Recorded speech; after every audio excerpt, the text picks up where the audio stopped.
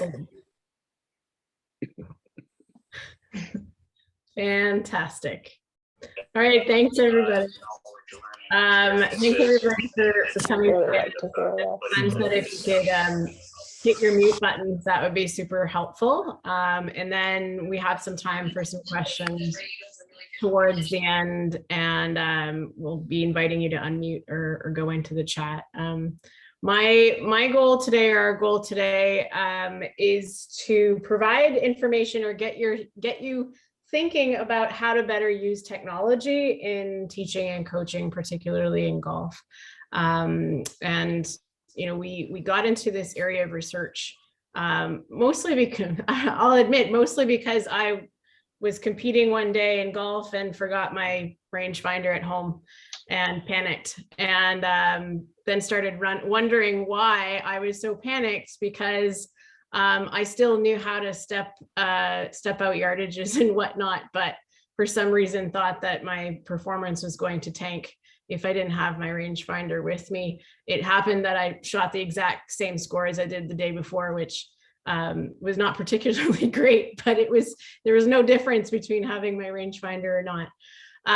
So it got us into this idea of how do we interact with technology. There's quite a bit of information out there on the validity or how good technology is at doing what it's supposed to do, but there's very little information out there on how we interact with it and how is it best used for teaching.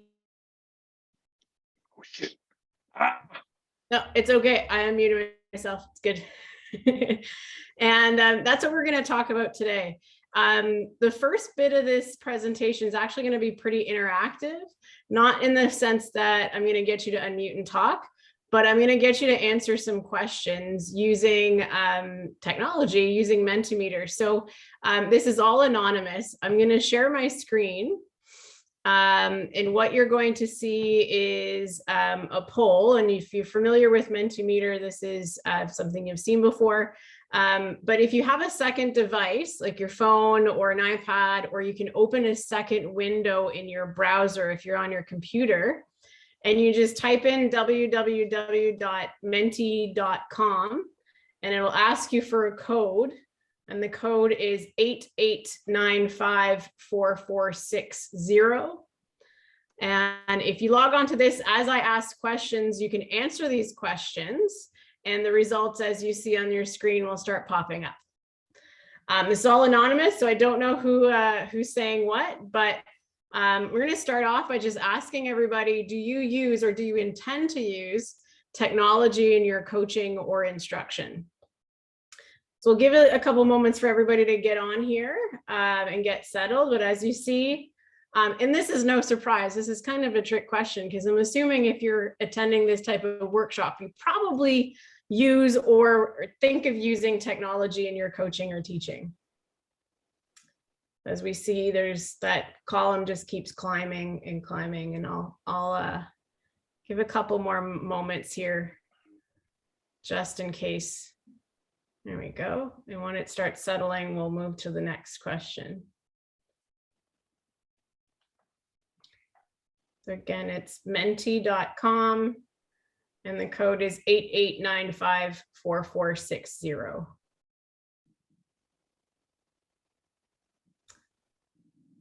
All right. If you're still scrambling to get on, don't worry, there'll be other questions that you can get on.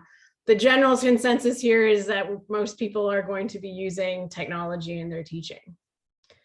The next question is open-ended, so you can type in your answer if you'd like, but I just want to get a sense of what kind of technology do you use or will you use? And what I mean by this, sometimes we think of technology, we think of the most advanced types of technology, your TrackMan, your FlightScope, and some of the putting technology that's been developed lately. But using your phone or an iPad to record your students or your clients is also a form of technology as well. So think about the different, text, email, excellent. In terms of like I want you to think about during the actual lesson, for example, as you're teaching. So yeah, TrackMan, we see force plates, hack motion. So a lot of different brand names. A lot of these things will have very similar types of output in terms of information. I like this little feature because you can see it seems like TrackMan's pretty popular.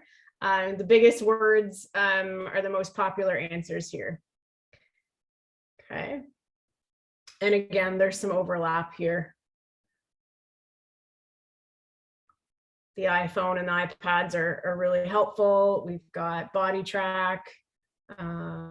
Zoom probably wouldn't have answered that before the last couple of years, but doing virtual types of lessons, I know my coach has used that as well quite a bit, just because I think it's opened the doors too to doing more kind of long distance types of coaching. All right, so I'll just allow that to kind of settle for a little bit. So you see what everybody's kind of using. Similar stuff. Excellent. So this is a question kind of, again, open-ended that you can kind of type out your answer a little bit. But I want you to think, why do you use technology? What's the purpose behind it? What's the goal in using technology that you use? And you'll see the different answers. Once you've hit submit, you'll see some answers pop up. Okay, so as a support, so kind of confirm your own feedback. Okay, so as these pop up, already we're seeing some commonalities here. Some awareness, communication, to see stuff that your eyes might not be able to see in real time. Using facts, using numbers, that makes sense. You have the computer, the technology to confirm what you're saying to your client or your student, your golfers. Assess, not guess. I like that. That's a good alliteration. Numbers, putting objective numbers to things. Because the best use it. Yeah, that makes sense too. I'm seeing a lot of numbers and putting objectivity to something that maybe as a coach or an instructor might be a little complicated in terms of being able to see that change, right? When you're providing feedback. Okay.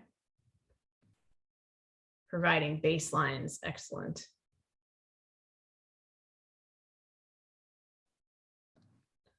Okay, I'll let this settle a little bit. And scroll back up. You can see. Excellent. The next question. You'll see a scale. I want you to choose on that scale between strongly disagree and strongly agree. I trust the technology I use in instruction and coaching. And this is going to show that kind of average answer within the group. I will also admit, as a teacher in my day job, using technology has helped a lot too. Not just in sport, but also it's a helpful little tool. You'll see the distribution here in the answers, right? So no skip. So we have one person, you see how different people, and this is not surprising either, because if you use a piece of technology, you're more likely to trust it. You're not forced to use technology. It's kind of an optional thing. So it makes sense that you would trust what you're using, because otherwise you might not use it. Okay. So we see a pretty good feeling about what we're trusting in using our technology. I mentioned before, a lot of the research in technology and sport has revolved around kind of this making sure it does what it's meant to do, putting validity to different pieces of technology. And not a lot has gone into, particularly in sport, in looking at how we interact.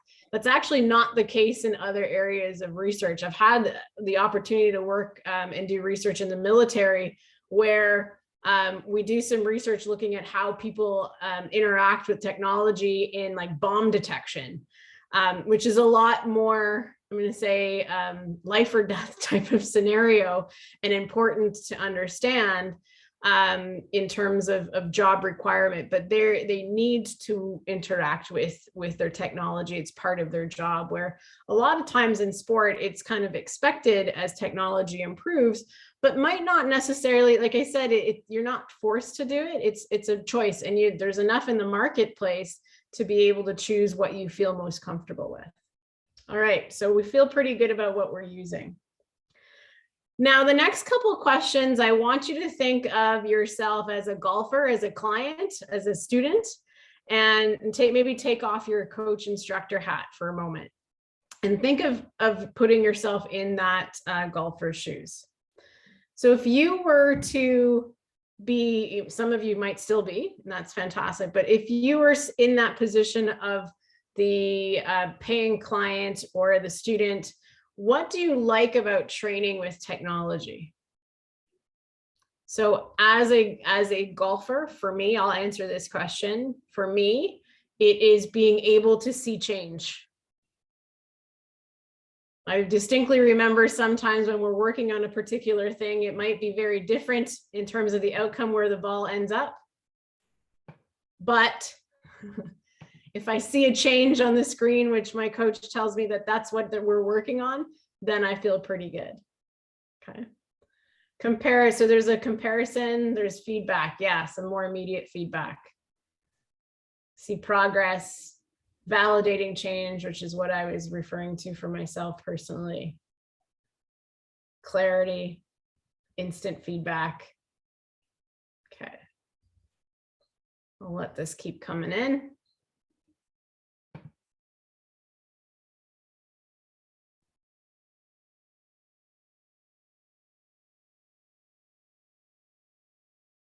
Doug, I see your question in the chat. After 2 years of using Zoom, I think I'm still learning, but absolutely can probably become an expert in using Zoom for instruction.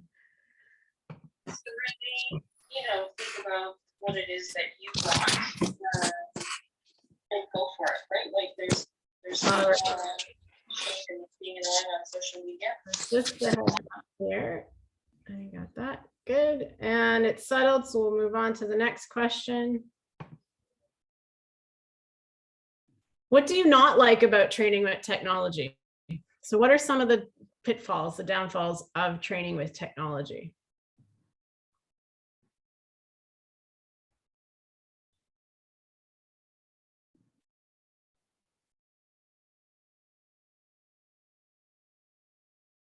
The setup, remote, overwhelming data for some, too much information. Yeah. There's some external factors, weather.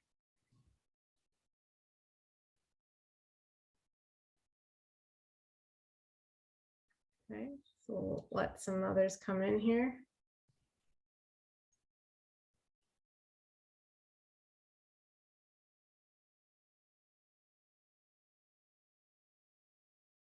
When it doesn't work.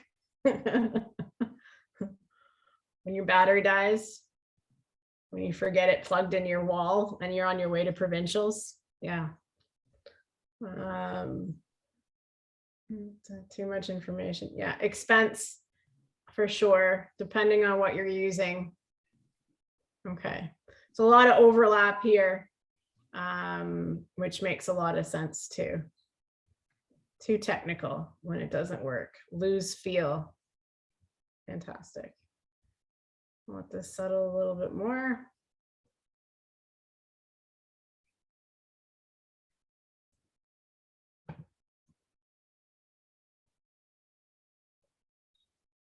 And again, in the golfer's shoes, what do you like about receiving instruction and feedback from a coach?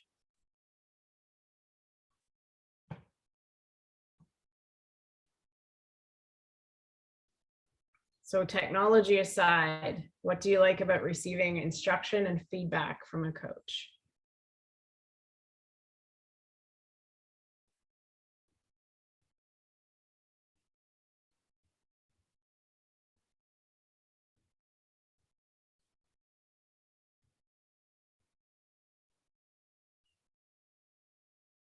Mhm. So summarizing the information, understanding, validation, provide the plan.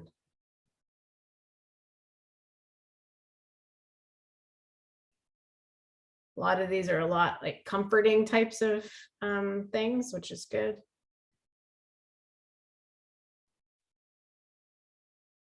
I also hope for, as you're seeing this as an instructor or working towards becoming an instructor, you can see what people value as well. So keeping that in mind. Okay, clarification, clear concepts, clear goals, honesty. So a lot of relational types of things here. Okay. Let this go. I think that was the last one. Oh, next one. What do you not like about receiving instruction and feedback from a coach or teacher? The opposite. What's not so great?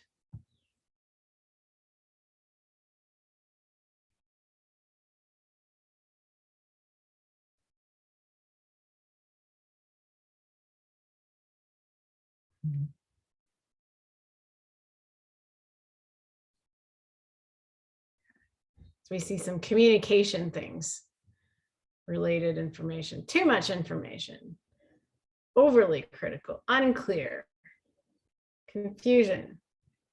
There was ever justification for appropriate communication. Here you've got it right on the screen.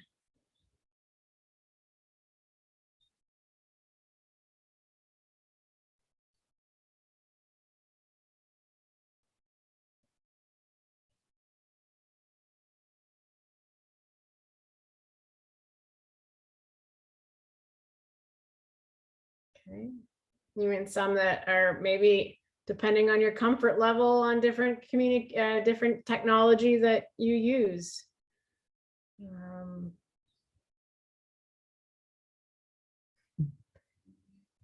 So again, a lot of this is communication, how well you communicate. Okay. Well, I'll just leave it for a couple other moments.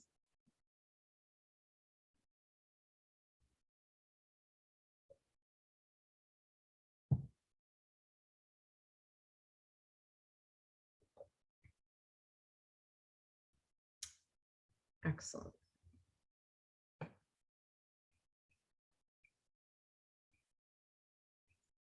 All right, so the purpose of these types of polls and questions is, one, to be able to share and kind of get a sense of what everybody else who's participating is feeling too. And we see a lot of overlap, which is really good. So you should take to heart that a lot of people in this workshop feel the same way. You're not alone. But also to get you thinking, because if we're going to get into some of this information and we're going to present some of what we've found, and what we know in this area, but this is not meant to be kind of a research type of presentation. It's meant for you to leave here with some information that you can then apply to your teaching and coaching, and maybe it's also a validation of or confirmation of what you're doing already, which is still fantastic. So it's some idea. So I want you to start thinking about or keeping these things in mind of how you answered these types of questions as we go through some of the content. We've got some slides coming up. I'm going to just kind of give a little bit of an overview. And then Ben is going to talk a little bit about some of the stuff that we know for sure and some of the stuff that we found in our research. And then we have a little exercise for you to do. And then we have enough time for questions. So you'll have an opportunity to include in the chat some of your questions. And if you want to unmute and participate along. So when I did mention kind of technology in sport, golf is one sport. I think that is really good to kind of look at this because it's now rare to actually train or practice or take lessons or teach in golf without using some form of technology. Right? Where in other sports, it's probably less common depending on the particular sport. And like I said earlier, depending on how it's important how we define technology. It can be the super high-tech stuff. But if we look at something as simple as a stopwatch, or how it's kind of evolved in the last 20, 30, 40, 50 years, that includes technology as well. But if you go from this to now what it looks like, particularly in golf, as a lot of you mentioned, this can be overwhelming. It can be overwhelming for the golfer. It can also be overwhelming for the instructor, right? I know where I train, where I do lessons, TrackMan is probably the one that I would use the most.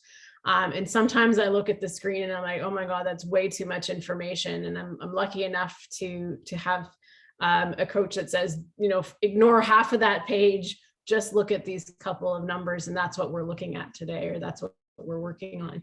But you look at this, and if you think of any other sport, and that would have all of this information, that would be a little bit mind-boggling, right? So golf is unique in that there's so much information and so much technological advances that is available that it can become overwhelming. And we want to make sure that we're using technology in the best possible way. What are some of the benefits? Well, a lot of you have mentioned that in those polls already. It can improve performance. It can improve safety, depending, maybe not so much in golf, but maybe in golf. I'm even thinking of, using a rangefinder to make sure how far the group ahead of you is and not hitting them on the fly. There's some safety implications there too. In terms of fairness, if everybody can use technology, that's one thing, but we want to make sure, there's some technological advances. I'll talk about the challenges in a minute. And it can increase your experience. It can kind of make your experience a little bit more tangible. Particularly, I'm thinking of in the off season, it can kind of enhance that training as well. There are some problems or challenges with technology in sport. And a lot of you have mentioned this. Is it too much information? There's also controversies. This is a selfless plug here, but this is an article that Ben and I were involved in that we wrote around the PGA Championship last year when they allowed the use of distance measuring devices. And it refers to some of the research that we did. So looking at how far away professional golfers from accepting rangefinders in competition. And I know there was a lot of conversation going into it. And then once they started playing, in terms of is it going to speed up? Is it going to slow down play or whatnot, and fairness and all that stuff. But I think the conversation kind of died down pretty quickly afterwards. But if you're interested in seeing kind of our perspective on it, our articles in the conversation. Cost.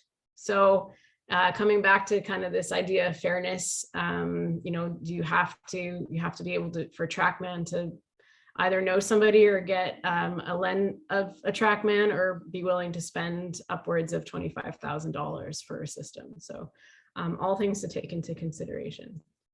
So again, I've mentioned this, and I'll hand it over to Ben in just a second here. But the implications that come with all of this information and a lot of the controversies that stem from it is this idea of how far is too far in using technology. The use of yardage books, the use of green reading books, that's all technology too. And that thought of why would professionals use a distance measuring device if they have a caddy, or, it's still a human task. And if we use too much technology, then we're losing the essence of sport, right? So, but also as technology progresses, we also need to be aware of what is useful and what's going to be detrimental. What's useful in the short term versus what's useful in the long term. And a lot of the stuff that we're going to be looking at in research moving forward is this idea of if you train with technology all the time, you don't get to bring your TrackMan on the course with you. So what are the implications? And some of you kind of alluded to that, is, can you get your feel back, right? Or if you're like me and your battery runs out on your rangefinder in the middle of a round, do you panic, or do you kind of start going back to, okay, I know how to do this, and just can't just pull something out of my pocket to decide what club I'm going to use. All right, so this is what I'm going to hand it over to Ben here. And he's going to talk about some of the information that we've gathered, particularly in golf. Perfect. Thank you, Laurie. And yeah, this is where I was lucky enough to be brought into this all and near the end of my undergrad and had some interest in it as a coach myself, coaching baseball. Just being in that world and using TrackMan and using radar guns and using all these things and using video. I was interested in seeing how this affects obviously athlete development. So what did we do? We surveyed 86 PGA golf coaches and instructors, and some of you may have filled out our survey. In this survey, coaches reported their coaching experience, their confidence in their coaching abilities, their trust in technology, and their use of technology. And what we found was that 97% of coaches use technology. So similar to today, we saw that technology is used by a majority of golf coaches. The ages range from 21 to 78 years old. 94% of coaches were male, and 82.7% were affiliated with the PGA of Canada. We had others from the US and UK as well. So who is using technology? I mean, these were some of the goals of our study, is looking at, well, who is using it and why are they using it? And the first question we asked was looking at years of coaching experience. So we wanted to know if coaches who have more years of experience use technology more or less. And what we found was that years of coaching experience did not influence how much technology a coach used in training. So it didn't matter if a coach had been coaching for a long period of time or if they were just new to the game or new to instruction. There was no influence on the amount of technology they used. So then we looked at how a coach's confidence in their teaching ability influenced how much technology they used. And what we found, interestingly, was that golf coaches who are more confident in their teaching abilities use technology more, and vice versa. Coaches who are less confident in their teaching abilities use less technology. So then we wanted to think about why. We did a little bit more probing. We wanted to think about, okay, why does this happen? And Laurie had touched on trust as an important factor. So what we found was that coaches who were more confident trusted technology more and therefore used technology more. So we looked at this. This has been looked at in military applications and transportation applications, how trust, the amount someone trusts a piece of technology influences how much they use it. And we think we saw these results in golf specifically because when we add a piece of technology to our training environment, we increase the complexity of the training environment. And specifically, many of you had mentioned TrackMan, things like GC Quad, things like that, have a ton of variables, almost too many at times. So that increases the complexity even more. So if you think about increasing complexity, well, we need confidence in our teaching abilities to actually handle all that increased complexity. So then the question becomes, well, what is appropriate technology use, right? It's good to know who's using technology, why we're using it, but we want to know how to apply this. And I think we hear this a lot. We hear this appropriate technology use, this effective technology use. And some of the stuff we hear is, well, don't use technology too much, otherwise the athlete will become reliant. The other side of the coin is we don't want to use technology too little because you won't be taking advantage of its benefits either. So it's the two sides of the coin of trying to figure out, well, do we use it too much? Do we use it too little? And it's that balance we want to find, that balance between using it for everything and walking my athletes through every single variable that's coming up on the screen. There's also the side of it, well, we don't want to put it away in the corner and act like it's not there and use it once for one piece of information a session. So it's about finding that balance. And I think it's easy to say, well, we all have the right balance. It's easy to think about our own coaching behaviors and think, well, my balance is right. I don't use it too much. I don't use it too little. But it's about kind of determining where that balance is, where does that balance shift? And often it could depend on the type of athlete you're working with, skill level and all that. So how can we use this information to improve our own coaching behavior? So I want us to think about some of the goals we have as coaches. So one of the goals of the coach in the training setting is to help provide and interpret feedback to their athletes, which should ultimately improve an athlete's ability and performance. So feedback regarding performance is one of the most influential variables affecting the learning of motor skills. So it's important to think about how feedback actually influences motor learning. So information that distracts the learner from their ability to notice and correct errors on their own may be detrimental to learning or long-term changes. And more specific to technology, information from technology that is too immediate, irrelevant, or even complex may hurt long-term skill retention as well. So on this note, and I think this is important, particularly important for golf, is it's been found that self-regulated learning abilities, which we define as learning and correcting on your own, are important for long-term success. So particularly in golf, these self-regulated learning abilities are important because in competition, athletes are often without the guidance of their coach and therefore must be able to correct and identify errors on their own. So I think about my time as a baseball athlete. If I go out and I start pitching and I can't find the zone, I feel like I've lost feel. I have a coach who's right there, who can correct me if needed. But the issue is in golf is when we're in competition, we're in these competitions, that coach often isn't there for that immediate support. So we need those self-regulated learning abilities to know what's wrong with our field. And we can't be reliant on too much feedback, whether that's from the coach or the piece of technology. So I'm going to hand it back to Lori now, and we're going to try and probe a little bit more of these coaching behaviors, and she's going to walk you through an exercise. Great.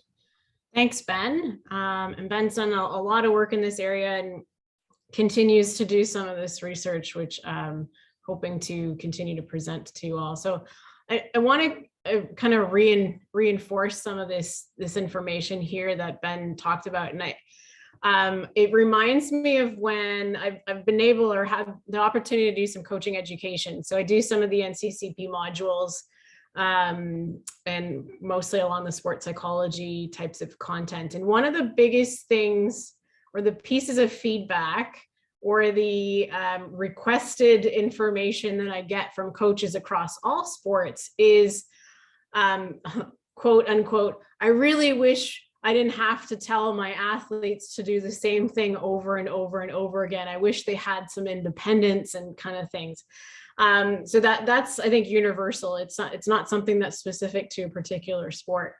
And one of the things that we talk about, particularly in this idea of self-regulated learning abilities that Ben mentioned, is how do we as coaches structure our coaching and instruction in a way that helps athletes, golfers, athletes of different sports, actually engage in that self-regulated learning process. So oftentimes I get this comment the most from coaches who always give so much information and so much feedback, and they kind of bombard, technology or not, their athletes with a lot of information.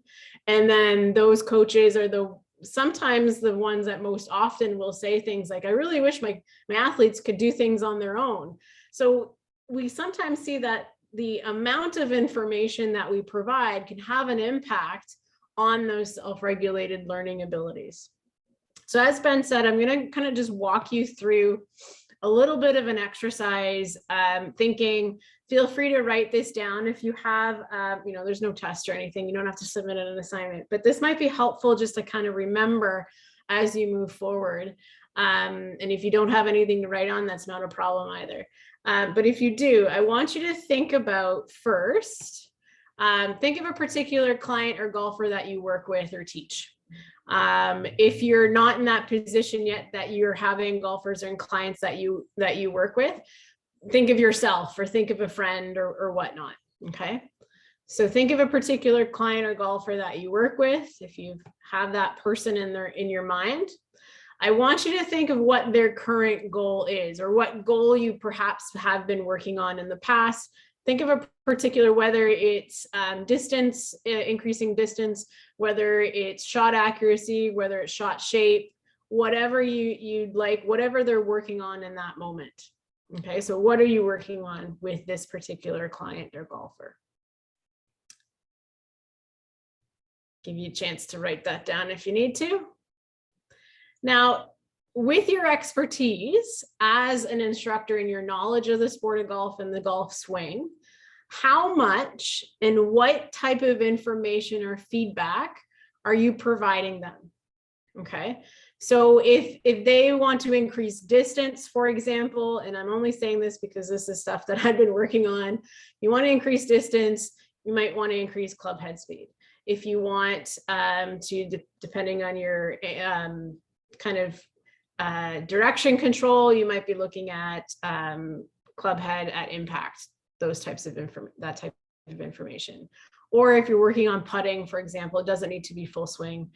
Putting, perhaps kind of the rhythm of that putt. Okay, how much and what information are you providing them with? Okay, so you can kind of list that down if you're writing this down. And where does that information come from? Is that going to be a number that's going to pop up on the screen? Is it going to be something that comes from your brain, something that you've observed? Okay. And are you using just the technology, or are you providing an interpretation to that technology? Right? Think about that for a moment.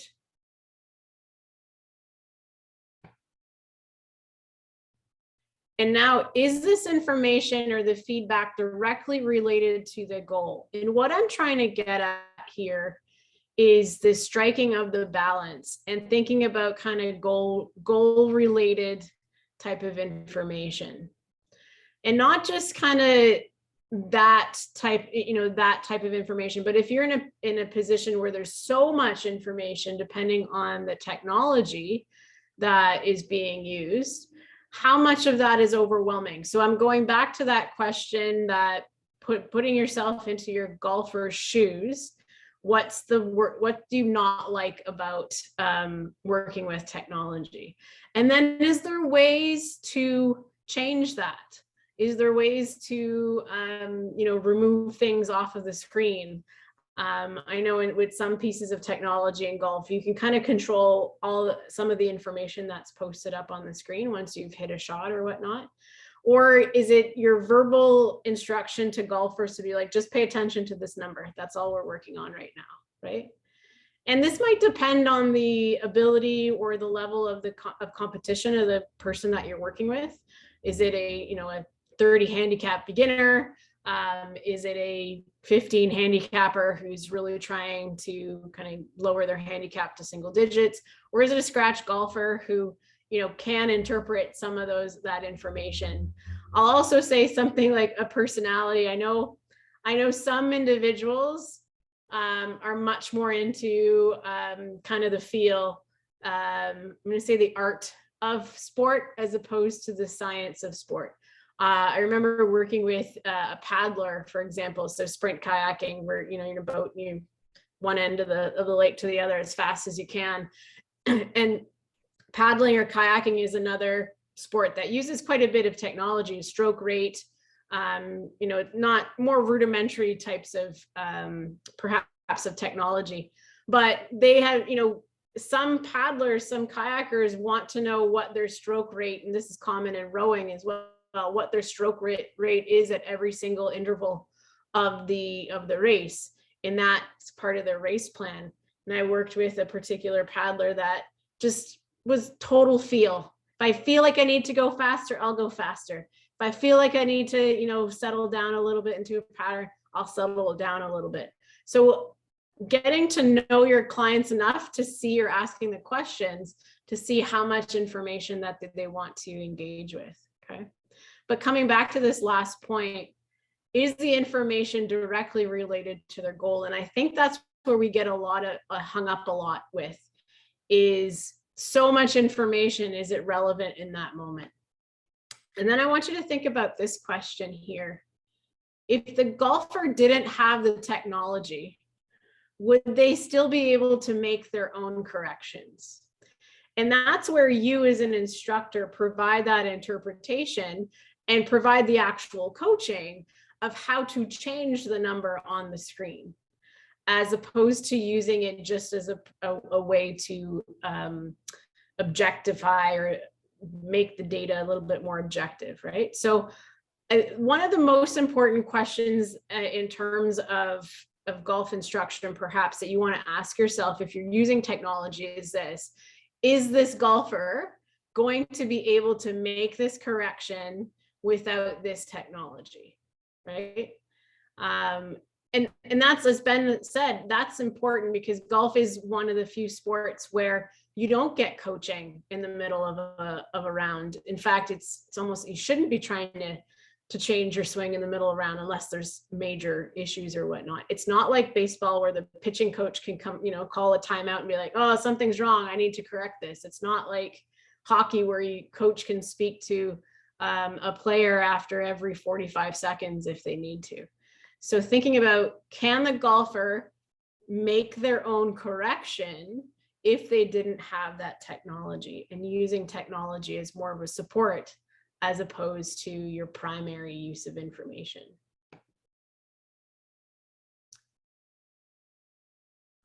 So it comes back to this idea of appropriate usage, and that's what I was alluding to in that last question. This finding this balance, and this line here, if I knew how to move it back and forth on this slide, I would. But depending on the golfer and depending on the client, we can move to too much, using it more for some people. We can move it back this way for other people and not use it too much, depending on what that individual's goal is for that particular lesson, right? So you might have somebody who's a repeat client, or repeat student, and you can kind of build off of it, and you might increase the amount of technology, or you might decrease the amount of technology too, because they're working on something and perhaps a technology, okay, this is what we need to change, and now we're going to switch off and see if we need to kind of get more feel off of it.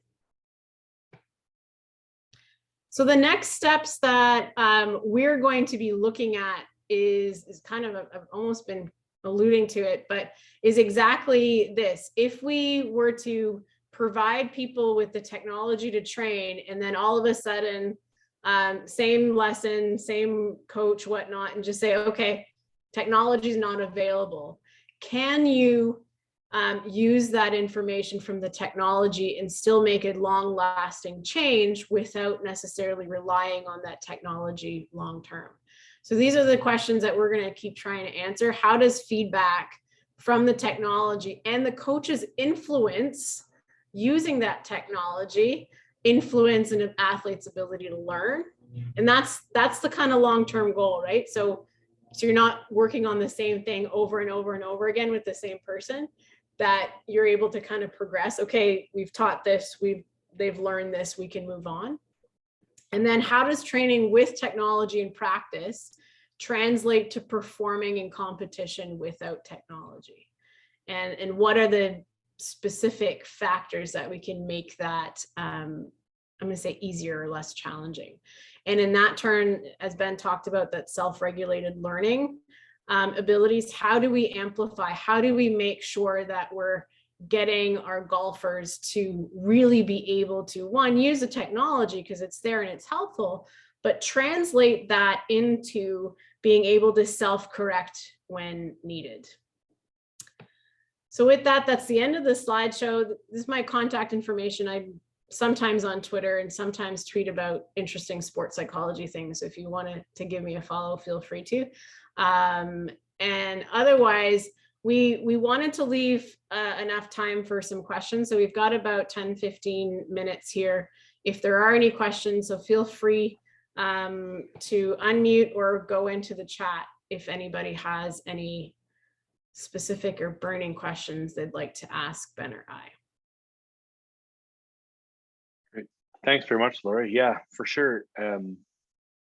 We'll give you a moment or two. I can definitely start us off if I don't want to jump. I don't want to jump in front of anyone here. So Laurie, in your last slide, actually, I think it might have even been the last bullet where you talk about the idea of being able to, take this training with technology and be able to use it in performance kind of without it. for me, I feel like there's this gap, and I am going to make the assumption that many on this call have seen this happen. I'm sure you have, and maybe you've been a victim of it, where you hit a shot, the ball hasn't even landed on the ground, and we turn to the data, we look at the screen, and we see this for sure with our teenage athletes. They hit, they look, they hit, they look, and there's almost no interaction with the environment around them, and they play, and essentially that's what golf is interacting with an environment. And so for me, like, this gap is, what about just being effective at training with technology, let alone skipping, like, skipping to performance? Like, do you have a thought on that? Absolutely. And I think this might even be a generational thing, right? Like, I would say for most of us, and without aging myself or whatnot, but anybody kind of, I'm going to say mid early 30s and beyond, has probably had a golf lesson with no technology when they were juniors. But what we're seeing is a transition where a lot of juniors have never kind of not had technology or some form of technology. So they've become so reliant on it. And to your point, and then they get on the course and go, and you're paralyzed. You don't know how to shift. So you see that kind of over reliance on technology in the training environment then translates to not being able to adapt on the course. And that's kind of, I always like to say there's an art and science to sport, not just golf. There's a science in terms we can use the data, we can use the technology, but there's also an art. And what I found, even personally working with some junior golfers, is that they get so committed to the numbers and like just repetitions and hitting with TrackMan that you put them on the course and you're like, okay, well, you now need to hit a low zinger to get underneath tree branches and to get over that the creativity is not necessarily there, that you can't do that on a TrackMan necessarily in indoor training. So any advice for that? I would challenge the instructors to turn off the TrackMan or turn off the technology. Just, say, oh, we're not using this today, and get them to, have that conversation with them. And that puts the instructor in a position too, to kind of not rely on it either. And think of what are the skills that these golfers need on the course, and how are you going to work towards that? It comes back to this, like, what's the goal of that? If it's to change, to get more speed, that's going to be different than, okay, let's do course management stuff or being creative, if that makes sense. Sure. Yeah, and that ties right into John's question, where he says, do you feel there might be a gain in using technology one week and not the next? Yeah, that's a really great question, and actually part of our next research study that we're hoping to test. So I would say my answer is yes, and we're going to go and try to find out for sure. That's our next step. So, trying to thinking about what do the numbers give you? They give you finite details and things that you need to change. But then once you've done the block practice and tried to change that, then if you take away that technology, like you said, 1 week on, 1 week off, then you might see an increase of that feel and being able to self-correct. And that gets into the self-regulated learning abilities. That makes sense. Yeah. Thanks for the question, John. Thank you. So Doug from BC was asking, would you change anything when getting ready for competition versus the off season? So in season versus off season kind of idea. Yeah. Generally speaking, I think, if you're getting ready for competition, it should be, this is more of a mental performance sports psych question or answer you'll get from me, is getting ready for competition should be heavily focused on confidence building. So whatever that means is, for me, would be to be able to self-correct and figure out how to do things, because my lack of confidence is going to be, I'm out on the course, I have nobody to lean on, unless I have a caddy with me. But at that point, how helpful is that going to be in a swing change or swing adjustment, right? So, and I would assume that in the off season, you're doing more block practice, more repetitions, more reps and stuff, where technology probably is going to be a little bit more helpful in doing those minor adjustments. Whereas in getting ready for competition, the technology can help with the confidence, but it depends on what the athlete's looking to increase their confidence with. If that makes sense. Yeah, yeah, 100%. So, Mike, I see I don't know if that's a question or a comment in there, but essentially, can we reverse engineer technique with the appropriate tasks given? So, maybe Mike, if you want to even unmute yourself, you can. Are we talking about like sort of constraint-based sort of activities where we're setting up an environment and they for then have to change or execute a skill based on what you've given them? Yeah. Sorry, can you hear me, Glenn? Yeah. Yeah, That's what I'm talking yeah. more of constraint-based learning where, a lot of times in this very sterile environment with TrackMan, we have athletes trying to just repeat a movement where, when they go to play, like you said, you can't take TrackMan with you. Variables are going to be much different. So in a training situation, even off season, can we provide tasks where, in essence, do we trick the athletes into creating the technique we want to happen? Mm-hmm. Right. So regardless of whether there's technology or not, is that what you're saying? Right.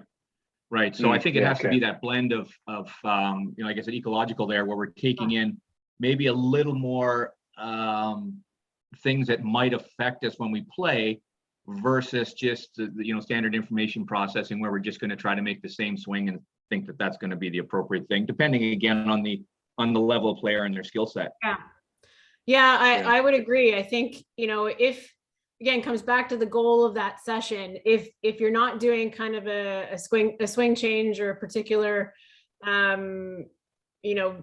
change or something to the swing, and it's more about, okay, that ecological type of learning. Yeah, absolutely. I think you're going to see more benefit in what that does in turn helps the athlete or the golfer be creative and start thinking of solution focus on the course, where they have to solve a problem and deal with the different conditions or deal with the different challenges that are presenting themselves. So that we always do this at least in mental performance and event time of preparation. It's like, think of everything that could go wrong, and you'll never think of everything, but you'll think of enough things that you can kind of translate from one scenario to the other. So same idea with golf. Think of all the conditions that you could have and how would you approach that particular shot if you were in that particular condition. That only works if you have your baseline. I wouldn't necessarily do that with maybe a 30-35 handicap where you're still working on fundamental types of swings and skills or whatnot. But when you're starting to see somebody that has a pretty good fairly consistent swing, then you can start, kind of throwing wrenches into the plan and see how well they are able to adapt to that plan. Does that make sense? No, great. Sorry, I'm still unmuted there. I assume you were directing that sort of tilt toward me. Yeah. Absolutely. Everybody has to have a certain degree of scaffolding before you can start piling too much on top of it. But I've sort of been in this a long time, and some of these people on the call have as well. And sometimes I just see far too many, like you said, people that say that their players, maybe they aren't getting better, their clients aren't getting better, and I think sometimes we don't direct that enough at ourselves, as opposed to just believing whatever information we give to the client, they should just be figuring it out. So I think sometimes it has to be a little less hierarchical, maybe. Yeah, and I think golf is interesting too, because from a coaching perspective, and I say this from a mental performance perspective too, because I don't walk around with my clients all that much.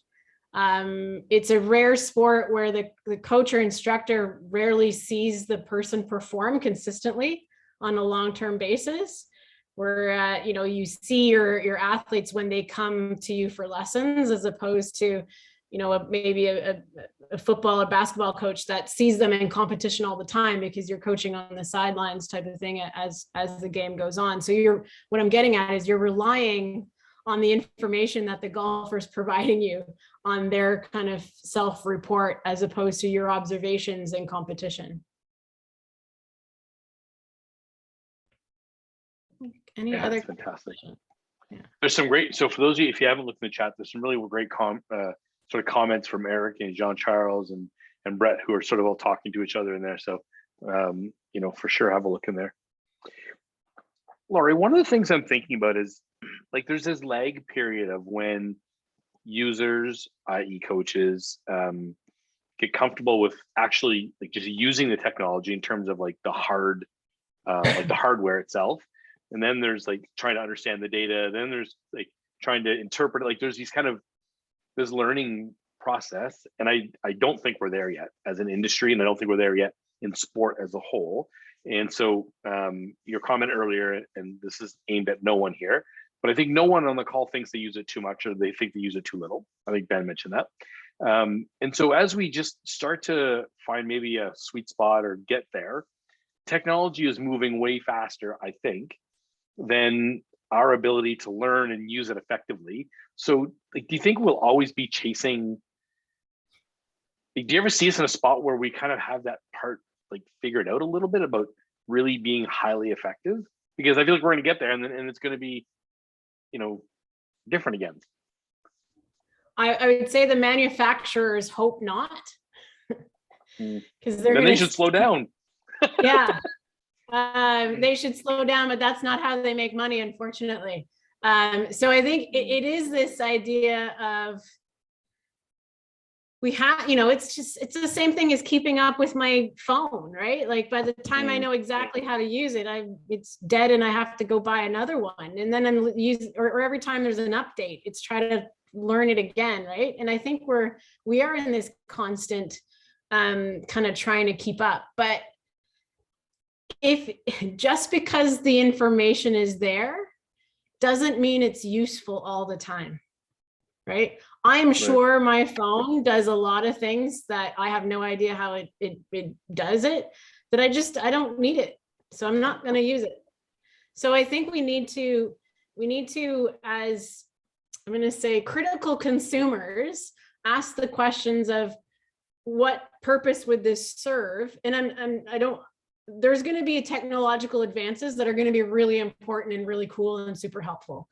But then there's going to be a lot that you're like, okay, well, how is this still going to help me? Who are my clients? And, you know, is this going to help somebody that's a beginner? Probably, I don't know, maybe not. I have no idea. So as consumers and instructors and kind of knowledge holders, and you guys are the experts, you are all the experts in the golf swing and instructing golf. Don't lose sight of what you know, but keep an open mind of what you can use, but use that critical lens of how to use it. So there will always be something better because that's what will be sold to us and promoted to us. But, you know, sometimes a coach will just shut off the technology and you just kind of look and say, no, I see something that maybe a TrackMan can't see.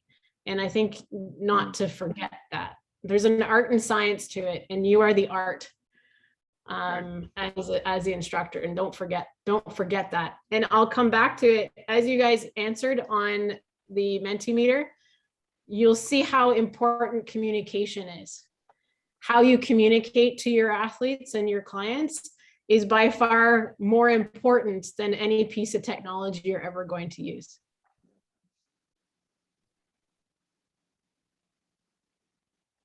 Great.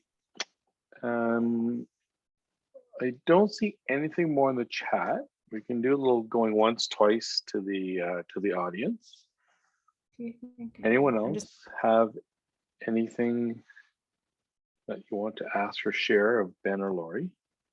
I'm just looking at Jean-Charles' question. What do you think of using the technology and then taking it away does for an athlete that's constantly, it's like trying to take away a teenager's phone. It's probably creates more anxiety than anything else. But I will say from our research that we did with distance measuring devices, and this was a couple years ago, we've published this research. What we found is that in people who use distance measuring devices frequently and consistently, if we take it away from them for a couple rounds, the first round they panic and they lose confidence and they're like, don't know what to do with themselves. The second round, they go back to their base levels of confidence and trust. So they might panic initially, but then they'll adjust and they'll be fine.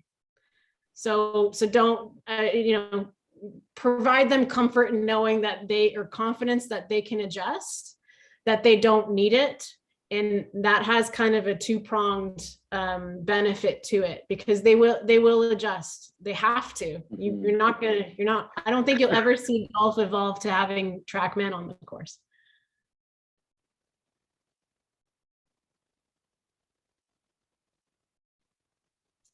Great. You're welcome.